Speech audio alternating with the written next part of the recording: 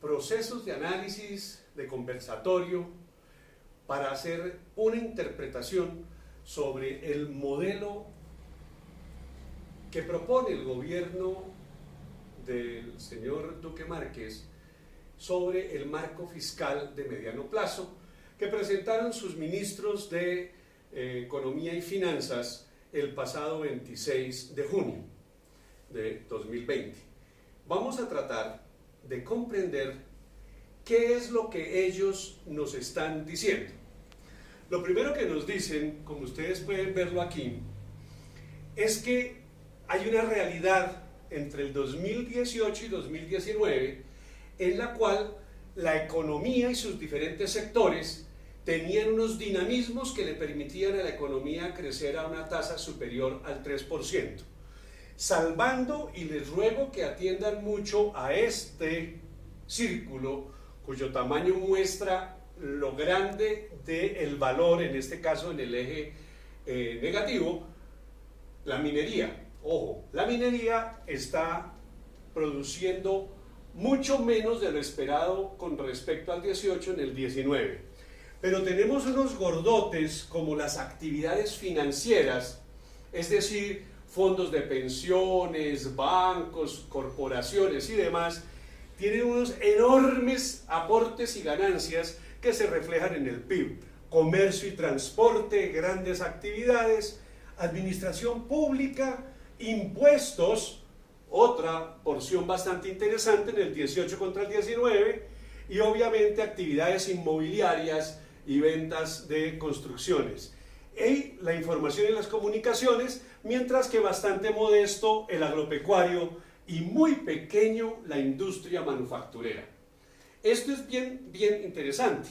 Es la fotografía que asume el gobierno, estaba la economía en 2019, para poder interpretar cómo ciertas actividades eran las que jalonaba la economía del país y que por lo tanto sobre esas economías es en las que hay que actuar. Y aquí las demarca perfectamente. Las actividades financieras, las profesionales y personales, comercio, transporte y hoteles e impuestos. Deja por fuera, como pueden ver ustedes, a la producción manufacturera nacional, al sector de minería, al sector de construcción. Ahora, si esto anduviera, podemos ver que hace el análisis de la evolución de las proyecciones de acuerdo a múltiples analistas, los del Fondo Monetario Internacional, el Banco Mundial, los de las calificadoras de riesgo, el mismo ANIF, el Planeación, hacen valoraciones sobre cómo es la evolución y las proyecciones sobre el crecimiento del PIB real para el año que va corriendo, el 2020. Y ustedes pueden darse cuenta que la tendencia es decreciente constante desde el 9 de marzo, que se supone es el momento crítico para la economía. Pero ojo, viene de unas líneas 2.8, 2.7%, va bajando, y las proyecciones al 13 de junio mostraban para el sector público que estaban alrededor del 2,5, 3%. Sin embargo, para el Banco Mundial y el Fondo Monetario, esas proyecciones se hacen mucho más riesgosas, llegando a ser del 7.8%. Ahora bien, dice el gobierno que hay que combinar con inteligencia la protección y la apertura de la economía para la recuperación de la misma. Y entonces nos dice, mire, así quedamos después de 3 meses de cierre de la economía. Y después de esos 3 meses nos muestra el conjunto de las actividades, cómo cambiaron. Cambió el escenario económico y miren, arte, entretenimiento y recreación con un decrecimiento recesivo de entre el 20 y el 40%. Comercio, transporte y hoteles de una manera tremenda entre el 7 y el 14%. Construcción entre el 8 y el 23% negativo, contracción, llámese así. Mientras que la minería, hay un fenómeno interesante, la minería y petróleos no sufrió tanto. Pero además las actividades financieras tampoco sufrieron tanto y se equipararon a lo que sería la expectativa de crecimiento del PIB del 1.3% para ese momento de la proyección. Mientras que actividades profesionales y otras como la administración pública, comunicaciones y por primera vez el agropecuario aportarían más al crecimiento del PIB. Así las cosas, las políticas económicas llegan a la conclusión, los políticos del Ministerio de Hacienda, que los choques que le ha causado el COVID-19 a la economía colombiana se reflejan en el balance fiscal de febrero en un menos 2.2, pero que hay un cambio del PIB nominal del menos 0.2, una disminución del ingreso por impuestos del menos 0.3, un ingreso tributario no petrolero del menos 2%, es decir, que mucha gente no va a pagar impuestos porque su situación económica está como la vimos ahora. Otros ingresos, menos 7, y pónganle cuidado a esto. Aquí, el mayor gasto requerido, es decir, la inversión que el Estado va a hacer para atender los problemas del COVID, equivaldrían al 2.7% del PIB. Ahí está la cifra. Toda la presentación no es mía. Esta presentación es la que hicieron los viceministros técnicos de Hacienda el 26 de junio de 2020, para tener un balance fiscal total del menos 8.2%. Como pueden darse cuenta, menos 2.7% del PIB es lo que estiman es el impacto del COVID sobre la economía. Pero ojo, eso está asociado a los usos aprobados para la atención de la emergencia. Y entonces nos dicen que, y es todo fuente de ellos, miren ustedes, fuente Ministerio de Hacienda y Crédito Público, que la atención de emergencia sanitaria se lleva 8.2 billones, la ayuda social a población en condición vulnerable, familias en acción, jóvenes en acción, etc., 6.6 billones, la protección al empleo y la reactivación económica, es decir, el pago a nóminas, la ayuda a los empresarios, 6.9 billones, y el total de los usos aprobados por el fondo son de 21.8 billones. Noten ustedes que en los medios de comunicación y en las transmisiones de Iván Duque hablan de 117 billones otorgados a el tema de la pandemia. Pero cuando uno va a las fuentes oficiales de ellos, se da cuenta que son 21.86 billones, de los cuales propiamente para la atención sanitaria solamente 8.6, y para la reactivación económica y la defensa o protección de las nóminas 6.9 billones. ¿Dónde están los otros 70 y tantos billones que parecen refundidos, pero que se lo achacan a haberlo asignado con ocasión de esto? Es toda una pregunta bastante interesante. Ellos realmente a hoy, finalizando junio, han girado 3.9 billones y 19,1 billones están todavía sin ejecutar. De ese tamaño es la ineficiencia del Estado, que en plena emergencia, 102 días del tema, y todavía no han podido ejecutar 19.14 billones. Pero miren, nos dicen que sin embargo hay que pensar que el crecimiento de la deuda externa es su referente constante, tiene un comportamiento que lo consideran saludable. Parece que ellos no leyeran los informes del Banco Mundial y Fondo Monetario, que lo primero que dijo hace 60 días fue: los gobiernos deberían reestructurar sus deudas. No es un consejo de César Torres, ni es un consejo del doctor Garay, es un consejo del Fondo Monetario, que los gobiernos debieran reestructurar sus deudas. Pero no, aquí salimos más papistas que el Papa. El viceministro de Hacienda dice: no reestructuramos la deuda porque después la gente no nos va a creer y no invierte en Colombia. Hasta allá llega ese fundamentalismo neoliberal, de no entender que no se trata de embarcar a toda la población hasta llegar a la línea crítica del 60% de la deuda externa, sino que se podía reducir fundamentalmente el pago de los intereses, renegociarlo, extenderlos, incluso hacer un crédito emergente y prepagar deuda para negociarla a periodos más largos con tasas de interés más favorables. Sin embargo, eso parece un imposible técnico para los economistas del gobierno que solo piensan en función de cuál es el efecto en el sector financiero, no en la sociedad, no en el agro, no en la industria, sino en el sector financiero. Y eso se puede probar cuando ustedes ven que ellos dicen que el COVID ha aumentado el déficit fiscal y la deuda a nivel global, y que Colombia muestra una composición que es relativamente mediana o aceptable de manejar. De ella, en Colombia, la plantean entre el 8.2 negativo y el 9.2 del PIB, y por lo tanto eso sería tolerable porque no llega a ser el 60% del total. ¿Me han oído hablar de bienestar en todo esto? Ellos tampoco hablan de bienestar, ellos tampoco hablan de inclusión, ellos tampoco hablan de beneficio a la población. Pero se espera una recuperación y crecimiento para el 2021, o sea, dentro de 6 meses ya estamos con una pendiente positiva. Ahora venimos aquí en este decrecimiento, entramos en el Valle de la Muerte y después vamos a subir como por obra y arte de magia.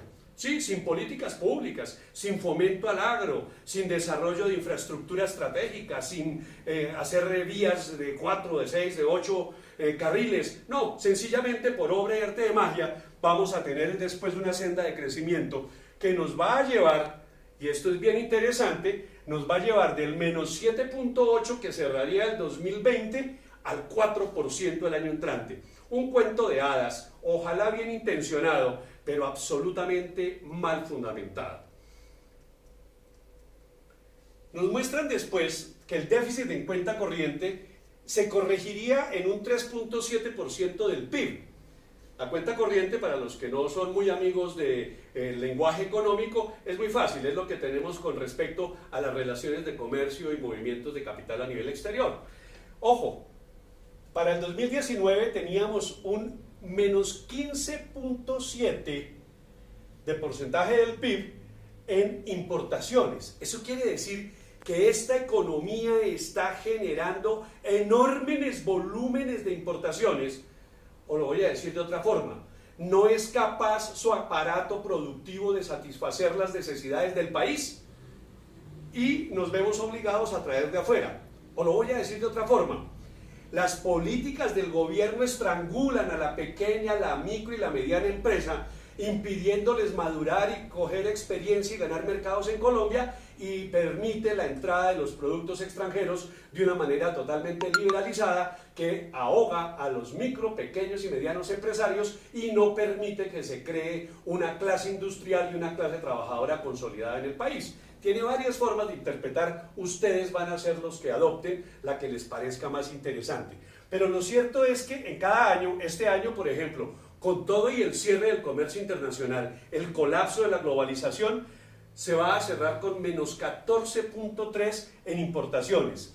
Y para el 2021 se propone que sea del 13.7. Pero ¿cómo plantean ellos que se va a recuperar este sector? Y esto es algo en lo que les invito a tener mucho cuidado.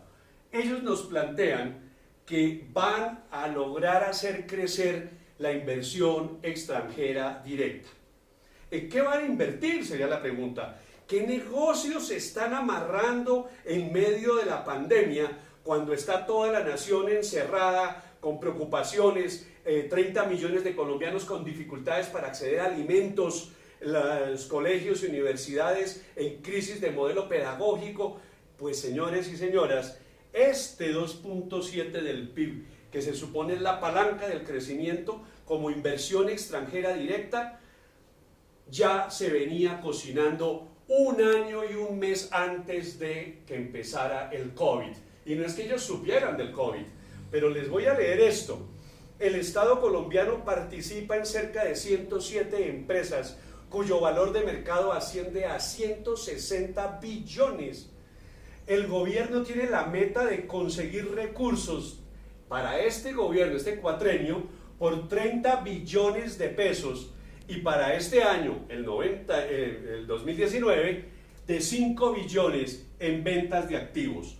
Ojo, cada año ya tenían programadas las ventas, es decir, los negocios de deshacerse de los activos suyos, de la nación, los que se han construido con sus impuestos, con mis impuestos, no es un asunto del COVID, es parte del modelo y los compromisos con las multinacionales y con el sector financiero que tiene este gobierno.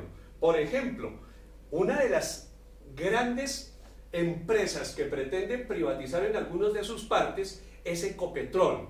Lo llaman la democratización accionaria, entre un 8 y un 12%.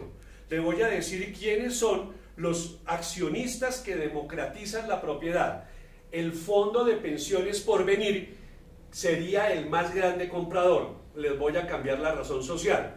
El señor Sarmiento Angulo, el grupo Ave Villas, se quedaría con esa parte. Es decir, el gobierno del señor Sarmiento Angulo, que hoy maneja todo el sector financiero a su antojo y le obedece el gobierno, está ahora entrando en la posibilidad de ampliar sus posesiones e inversiones sobre Ecopetrol y otras empresas del Estado. Pero dicen que también crecería el ingreso y se disminuye el déficit por la renta factorial. Aquí no la proponen. ¿Qué es la renta factorial? Se lo voy a decir en otros términos. La teoría dice, la renta factorial es una cuenta contable, así dice, no lo redacté yo, pero que se compone de los ingresos, crédito, y de los egresos, débito, de los ingresos de los que se reciben de los nacionales por concepto de suministrar activos o trabajo en el exterior. Es decir, que la gente que se va del país y hace giros, remesas y demás, va a ser la que apalanca esa disminución del déficit en cuenta corriente. O de los recursos financieros por activos. ¿Han oído hablar de los Panama Papers? ¿Han oído hablar de la fuga de capitales? Pues muchos de los millones de pesos, tanto los 50 billones de corrupción que este año parece que llegan a 75 billones de corrupción, van a parar al exterior y del exterior algunas rentas las van a remitir al país y con eso creen que van a sufragar el crecimiento de la cuenta corriente con menor déficit. Ahora, usos y fuentes. ¿De dónde viene la plata y a dónde se va? Del sector externo,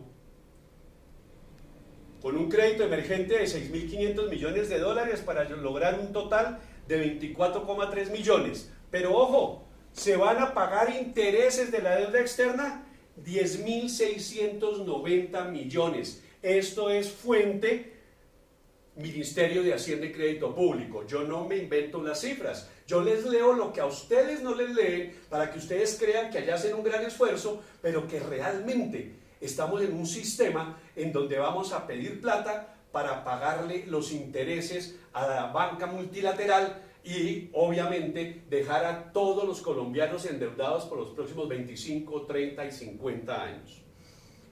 Pero nos dice después esto, que el PIB real deberá crecer por encima del potencial, es decir, que la capacidad de crecimiento es esta, pero deberíamos crecer mucho más. Bueno, magos, pero aquí yo quiero que vean ustedes esto.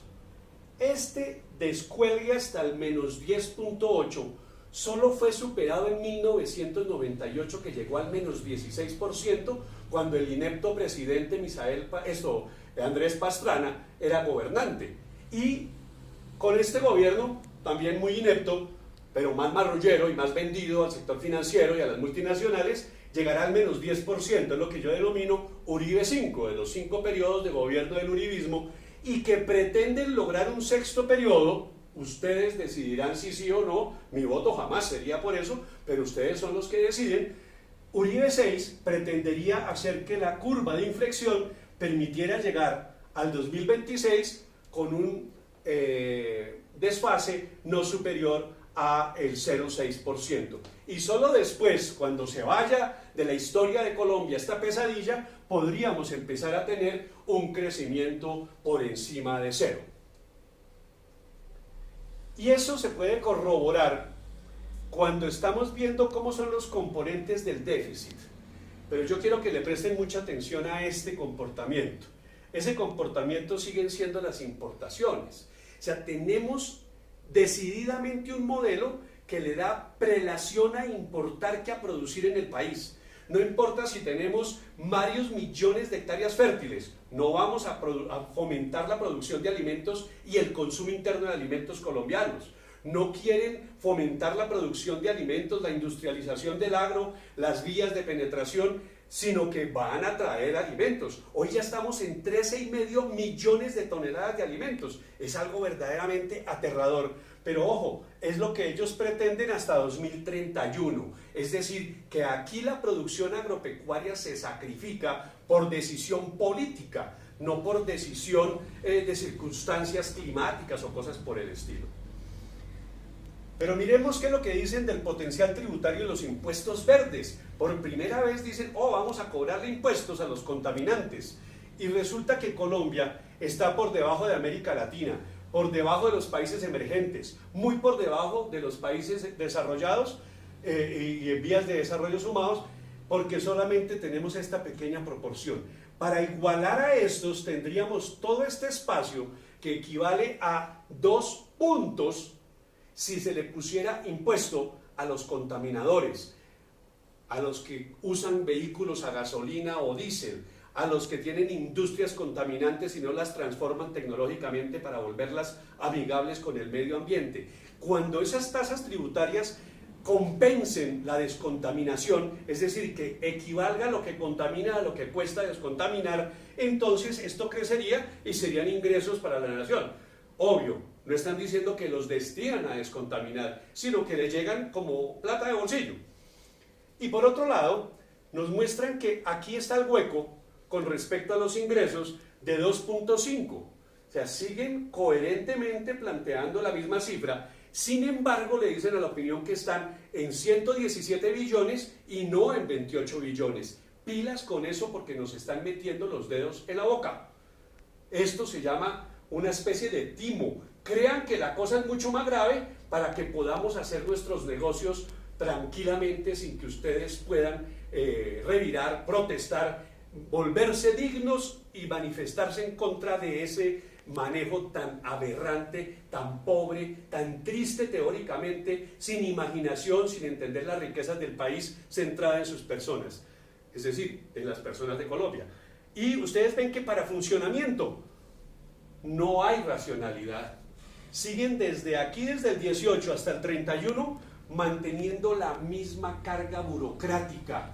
Sí, esos burócratas como la magistrada o fiscal que pide que le dejen su renta mínima en 25 millones de pesos porque no puede vivir con menos, pero 30 millones de personas tienen que vivir con el salario mínimo o mucho menos, ¿no? ¿Qué circunstancia? 2 humanos iguales, pero uno que solo puede vivir si tiene arriba de 25 millones, casi 30, pero los demás tienen que conformarse con 900.000 pesos. Esa es la hipocresía de la clase que gobierna a este país. Por otro lado, tenemos que en el 2021 tenemos estos tributos recaudados por la DIAN, y aquí hago una anotación. Llevamos meses desde cuando se discutió la reforma que nos opusimos a las exenciones y a los privilegios al gran capital, a la gran propiedad y a los grandes inversionistas. Eso solo puede significarle al país 8,5 billones de ingreso. Ojo, 8,5 billones. Y si se logra controlar la evasión y la elusión, son 9 billones más. Es decir, casi 18 billones que están ahí, pero que al gobierno le da pereza. No, es que es cómplice de los evasores, de los elusores y obviamente de las multinacionales y la gran empresa que tienen unas exenciones que las hacen pagar neto el 3.4% de impuestos, mientras que un microempresario paga el 34%, un mediano empresario paga el 32%. Así de inequitativo es el régimen tributario de Colombia y ustedes aceptan que así sea porque ustedes no han elegido lo que debiera ser.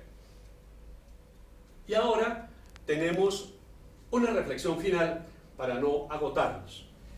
Primero, el gobierno nacional de Colombia actual, si se le puede llamar gobierno, solo ve una crisis de coyuntura, no una crisis estructural. Quiero contarles, antes de que empezara la crisis del COVID, el desempleo ya era de 2 dígitos, no es ahora por el COVID. ya venía mostrando que el modelo se fatigó, se agotó y colapsó mucho antes de que él o el país entrara en este momento de crisis. Y obviamente, en toda la reforma tributaria, y allá el profesor Ángel tiene toda la razón, en este análisis de mediano plazo no contemplaron el mínimo vital que están proponiendo 54 parlamentarios de diferentes partidos, claro, los partidos de oposición proponiéndolo. Iván Marulanda es el líder de eso, y con toda razón. Si le damos a la gente con qué demandar, los empresarios van a encontrar quien le compre lo que ellos producen. Y si los empresarios venden lo que producen, demandan a los proveedores y se arma el círculo virtuoso del crecimiento. Pero el gobierno descartó la posibilidad de la renta mínima vital, sencillamente porque si aplica la renta mínima vital, no podría garantizarle la rentabilidad del manejo de los recursos al sector financiero. Se puso a elegir entre 30 millones de trabajadores y de colombianos sin plata contra una persona que concentra el 27% y prefirió a esa una persona que de hecho en la sola entrega del primer paquete de recursos se ganó $500 millones de pesos. Así es el gobierno. 2. La gran crisis del COVID nos llevó a entender algo que la gente lo sabía pero no lo entendía, y es que vivimos en un contexto globalizado. ¿Qué más rápido en globalizarse que esta pandemia? Solamente el capital financiero es más rápido. De resto, para todas partes, para todos los continentes, para todas las razas, las religiones, lo que sea, el COVID llegó y nos demostró que estamos interconectados, que somos interdependientes y que sufriremos las desgracias o los beneficios si sabemos como sociedad, como humanidad, enfocarnos hacia el mismo sentido. Tenemos que tomar conciencia de que somos una comunidad con un destino común, el planetario. Ese es nuestro destino, es el destino de la Tierra, que como seres humanos, no importa si somos negros, blancos o de cuadritos, tenemos el mismo destino y podemos mejorarlo si entre todos actuamos. Si usted y yo encontramos puntos de acuerdo y dejamos a un lado los de desacuerdo, pues muy seguramente vamos a tener la posibilidad de enrutar a Colombia de una mejor manera. Por el otro lado, todos estamos amenazados por los mismos peligros de la Tierra, que está sobrecalentada, que están agotándose los recursos, que la Tierra es finita, eso también lo entendimos, que como la Tierra es finita, si seguimos gaste y consuma, pues sencillamente la Tierra nos hará colapsar como especie porque no vamos a poder soportarnos. Que esta debería ser la casa común, la Tierra, como le dicen los indígenas, es nuestro hogar, la Pachamama, es la casa común, o como lo dice Morán, el filósofo y sociólogo francés, pero que el modelo neoliberal, ese que acabo de exponerles, que no ve para nada a la sociedad, que lo único que le importa es el sector financiero y las grandes multinacionales, esos solo atienden al 0.01% de la población. Yo les voy a decir, la política económica de este gobierno está orientada a privilegiar el 0,01% de la población y el demás 99.9% de la población tendremos que sufrir todo el peso de la crisis. Son indolentes y se aprovechan de la ignorancia de la gente. Que para tomar conciencia debemos estar basados en construir conocimiento colectivo, que nos debe hacer a cada uno más solidario con la sociedad y con el planeta, y obviamente que debemos entender que lo que importa es la condición de vida para la humanidad. Que los recientes hechos nos demuestran que hay que repensar que la economía no es como esa línea que nos mostraban de crecimiento del PIB, que debemos transformarnos en una comprensión más compleja de la economía, que debe estar fundamentada en la equidad con bienestar. Aquí están las dos palabras clave para entender el modelo que tenemos que construir: equidad y bienestar.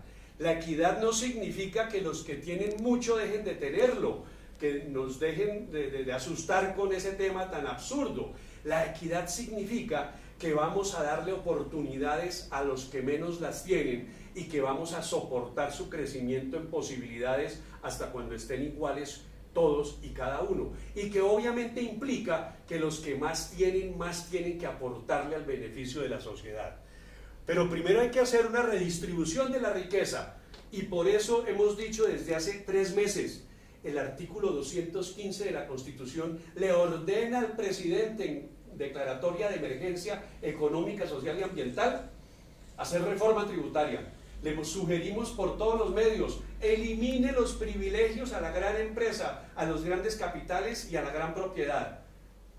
No oye, no entiende, no los toca. Él es el empleado de ellos, de esa minoría élite, y no los toca. Y por eso hoy nos están proponiendo vender los activos de la nación y endeudarnos en una enorme cantidad de plata que primero va a beneficiar al capital financiero. Estamos hablando de bienestar, y el bienestar es un concepto mucho más amplio, mucho más complejo que el de crecimiento o que el de desarrollo. Es más, podría haber bienestar sin crecimiento. Podría haber bienestar sin el desarrollo que concibe la mentalidad occidental desde la revolución industrial hasta hoy.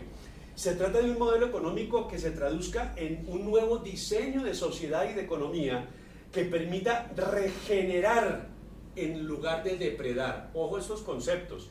Regenerar la naturaleza, regenerar el tejido social, volver otra vez a la sociedad más solidaria, más gregaria consigo misma. Y obviamente basado en los principios de la economía circular, no en la lineal que es agote, agote, agote, sino en la circular que es reuse, recicle, reaproveche y economice los recursos, pero además consuma consciente y responsablemente. Y obviamente tenemos que ser comprensivos en que los activos de la naturaleza también son activos sociales, y que si ustedes y yo permitimos que vendan los activos del Estado, estamos respaldando que el Estado sirva de puente para la hiperconcentración de la riqueza. Muchas gracias por su compañía, sigo respondiendo sus preguntas y les invito a ver la economía como ciencia, pero también desde diferentes ópticas para que podamos tener un diálogo constructivo y seguramente unas mejores alternativas para todos. Buenas tardes.